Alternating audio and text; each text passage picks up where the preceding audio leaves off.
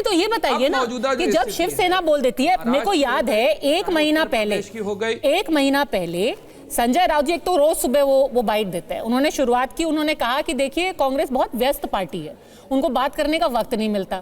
फिर उन्होंने कहा कि देखिए आप जल्दी से समझौता कर ले वो सीट पे क्योंकि चुनाव बहुत पास है। फिर जब डेट्स आ गई तो उन्होंने कहा कि मुझे इन लोगों से बात ही नहीं करनी है, मैं सीधे सेंट्रल लीडरशिप से बात करूंगा। तो यही सिर्फ उटव्वल है जो कि बीजेपी, शिवसेना, एनसीपी कह रहे हैं हम नहीं करते विकास, हम प्यार से बैठ के समझौता कर लेते हैं।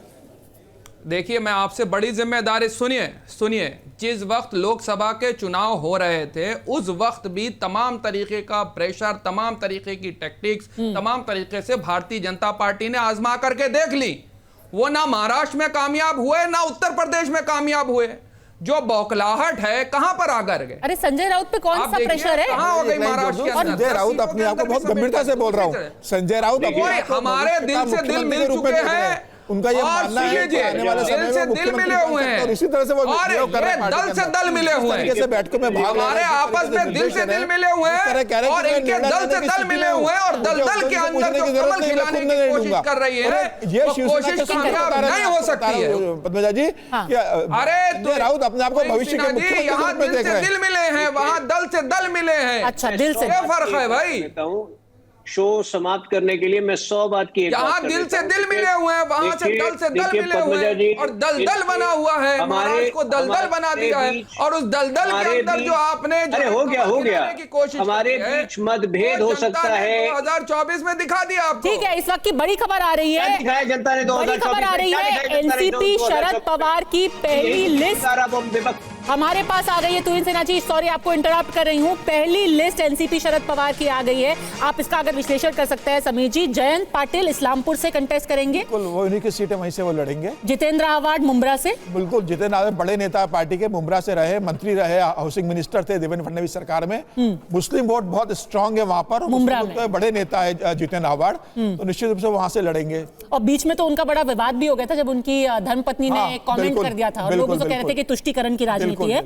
अनिल देशमुख कटोल से लड़ रहे हैं। हाँ, काटोल से लड़ेंगे, विदर्भ की सीटें। अनिल देशमुख गृह मंत्री रहे, विवादों में आए थे, जेल गए, इस्तीफा देना पड़ा उनको। शरद पवार के बहुत भरोसेमंद है, वो फिर वहां से चुनाव लड़ रहे हैं। रोहित पवार करजात से हैं। बिल्कुल, रोहित पवार तो शरद पवार के भतीजे हैं, करजात से चुनाव लड़ रहे हैं। पहले कहा जा रहा था कि 12 मई से उनको चुनाव लड़ाया जाएगा, लेकिन मुझे लग रहा है कि रोहित पवार एक अच्छे नेता है, भविष्य के मंत्री बन सकते हैं वो। और रोहिणी खड्ड से, मुक्ताई नगर से, रोहिणी खड्ड से जो भारतीय जनता पार्टी के एक बड़े नेता रहे हैं, एकनाथ खड़से, उनकी बेटी है वो, बहू भारतीय जनता पार्टी में आ चुकी है, केंद्र में मंत्री है मोदी मंत्रिमंडल में।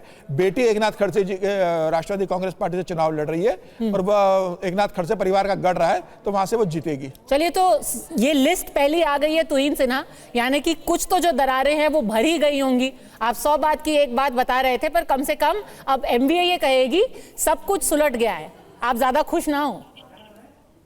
नहीं, कुछ नहीं, कुछ आप परिणाम देखिएगा। देखिए, हमारे बीच मतभेद हो सकता है, इनके बीच मनभेद है, ये टूट सकते हैं, हम अटूट है, ये बहुत बड़ा फर्क है। और ये क्या बार बार 2024 में जनता ने सबक सिखा दिया ना, जनता ने इनको सबक सिखा दिया। तीसरी बार ये विपक्ष में बैठे हैं, उतार चढ़ाव होते रहते हैं, लेकिन हम जो है मजबूती के साथ तीसरी बार और चौथी बार की तैयारी कर रहे हैं। ये तीसरी बार विपक्ष में बैठे, चौथी पांचवी बार भी विपक्ष में ही बैठेंगे।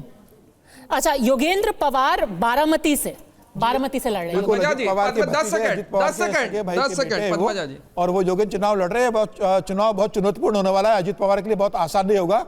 लोकसभा चुनाव में उनकी पत्नी वहां से हार गई थी, सुप्रिया सुले जीती थी। और ऐसी स्थिति में बारामती से बहुत बड़ी चुनौती अब अजित पवार के सामने रहेगी। हालांकि अजित पवार चुनाव जीतेंगे मेरे हिसाब से, लेकिन तगड़ी चुनौती दी है। बहुत अच्छा उम्मीदवार वहां से शरद पवार ने उतारा है, योगेंद्र को उतार कर। चलिए, हाँ बताइए सैयद जवाद। नहीं, देखिए भारतीय जनता पार्टी अभी कटाक्ष कर रहे थे तुहिन सिन्हा के, हमारे यहाँ जो है मतभेद हैं, मनभेद नहीं है। वो मनभेद जो है वो साफ नज़र आ रहे हैं। अभी छगन भुजबल के नज़र आए हैं, कुछ दिनों बाद शिंदे जी के नज़र आएंगे और थोड़े दिन, 1 से 2 दिन अभी लिस्ट आने के बाद देखिए कि कैसा सिरपटौर होने जा रही है। और अगर महाराष्ट्र के अंदर देखेंगे तो अभी नागपुर के अंदर भी होने जा रही है सिरपटौर। चलिए ठीक है, हम देखेंगे। आप बुला लीजिएगा 2-3 दिन के अंदर। बिल्कुल, अभी देखिए हमने रिजल्ट्स डे के लिए सब नेताओं ने अपनी बुकिंग कर ली है। सुशील व्यास जी ने बोल ही दिया है कि वो किशोर तिवारी को आकर के जवाब देंगे जिस दिन सारे वोट गिने जाएंगे। पर जहां तक महाराष्ट्र की राजनीति का सवाल है, मुझे पता नहीं कि अगर कोई भी पार्टी कह सकती है कि हम अटूट है, क्योंकि महाराष्ट्र की राजनीति में कम से कम हर पार्टी टूट चुकी है बीजेपी और कांग्रेस को छोड़ करके।